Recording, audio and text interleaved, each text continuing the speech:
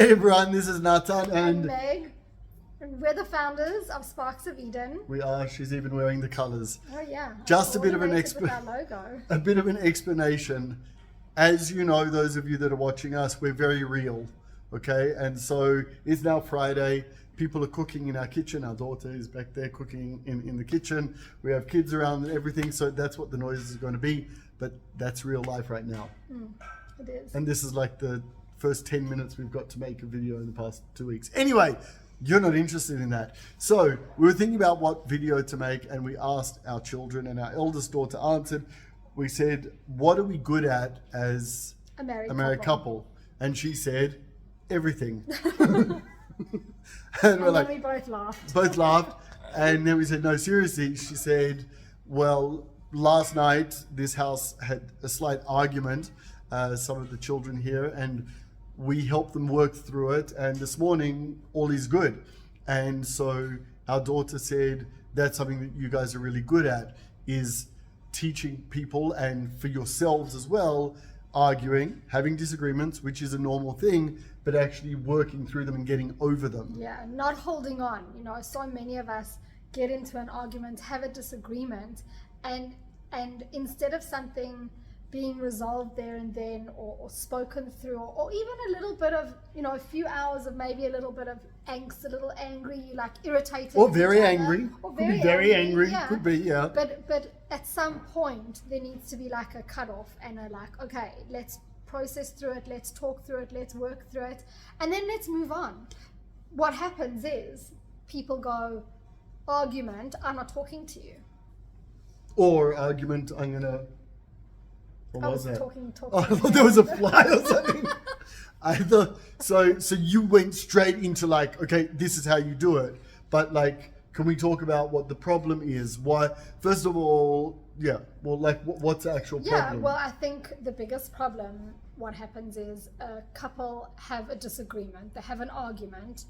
I don't know, do you want to like throw something out there? Or I have so many examples from counseling, but I'm not going to talk about those right here because you're probably watching. But a lot of people have arguments, some about big things, some about small things, some about things that matter to one and not the other. Very often an argument in a relationship is actually a misunderstanding.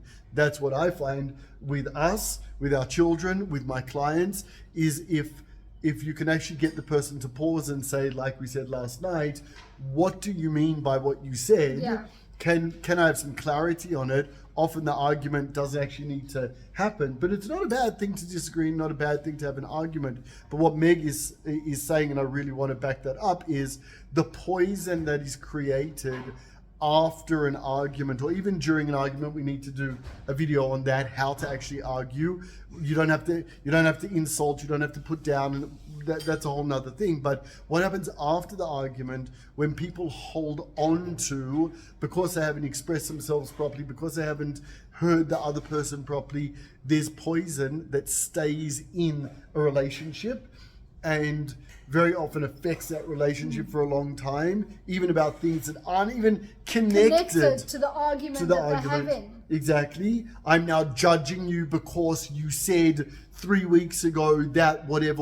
Or you find some way to like woozle it in and like connect the little, you know, bring it in, because for you, you didn't process it, you didn't put it in a bubble and blow it away. Yeah. You like held onto it, it sat here.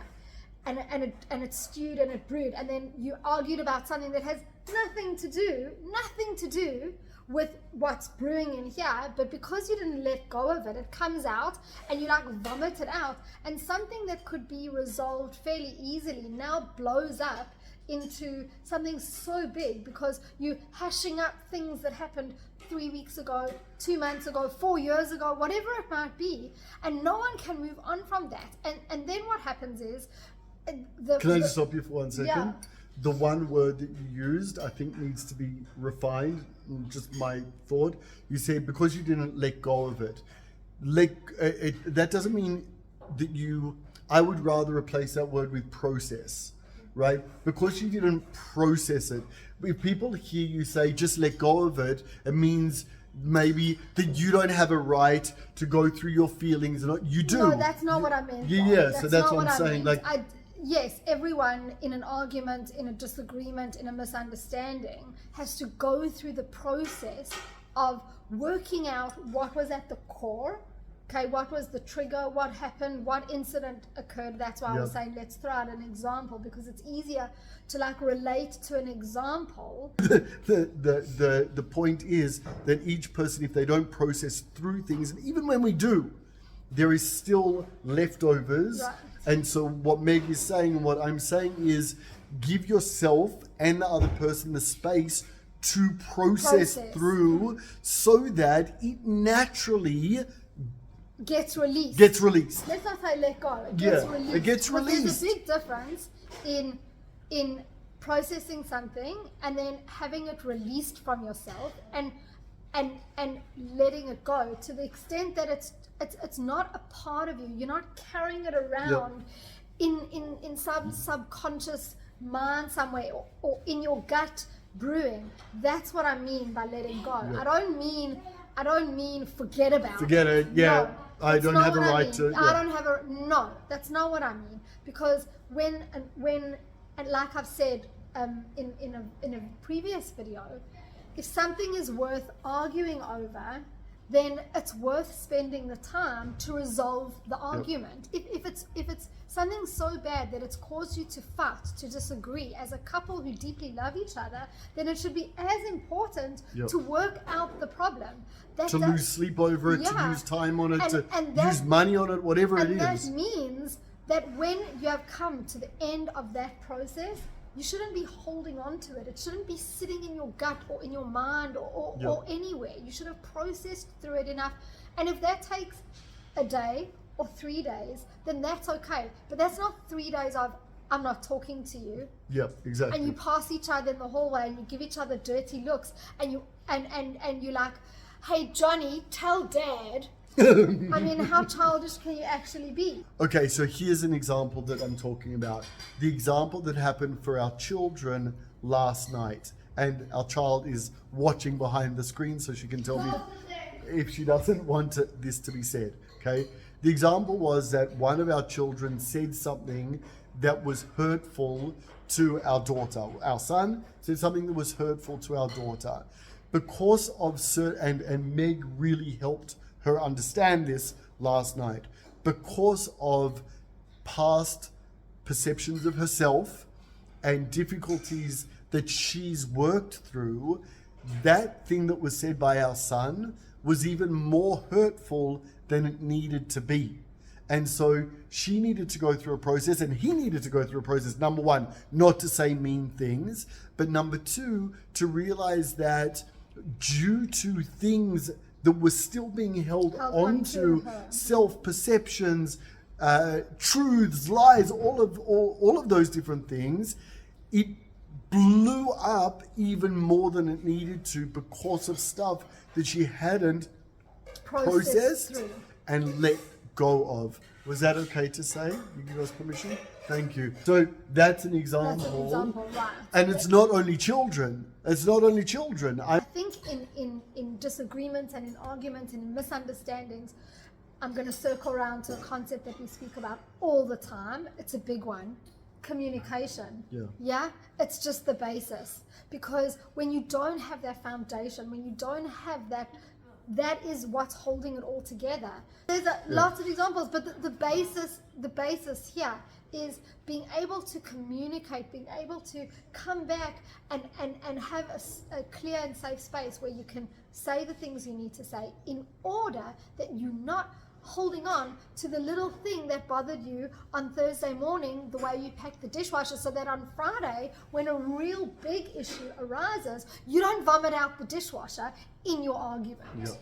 And I know that you talk a lot. I want to finish this video off, but I know you talk a lot about the small things, but there are also big things that people hold on to, and big things of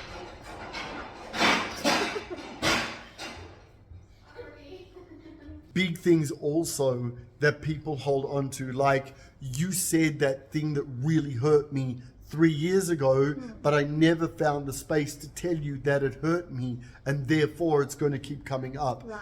And this is a line that I say to people all the time. Very often, mainly women say to me, I wish my husband would communicate with me.